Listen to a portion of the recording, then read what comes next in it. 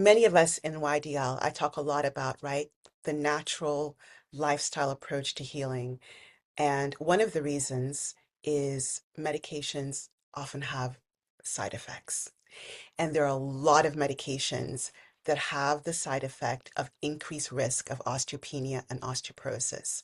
Some of them that are so common that come to mind are any sort of steroids. So these are things like prednisone to decrease inflammation in your body, including prednisone steroid creams you might be putting on your skin for things like eczema.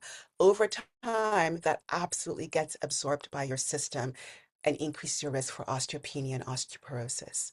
More acid blockers. Think about the idea of trying to pour something in, but it's constantly being drained, i.e., calcium.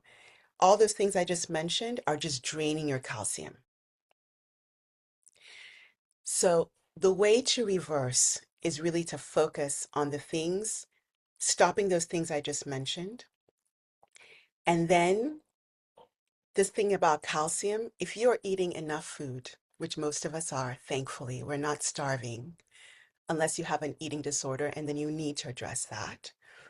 But if you're eating enough calories from whole plant foods, your calories not coming from oil or just pure sugar, but whole plant foods, especially a fruit-rich diet, you're going to get more than enough calcium, dietary calcium to feed your bones. Some of the rock stars of calcium-containing foods in the plant kingdom that are easy to digest. I want to say that because I don't want to mention things like maybe even bok choy or spinach, which has high calcium but high oxalate, and you're also having difficulty digesting that.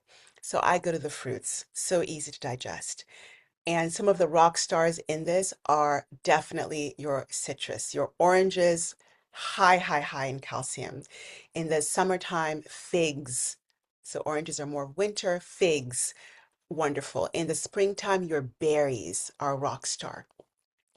There's been a beautiful study, I think more than one now, about dried plums, so prunes, which you can get all year round.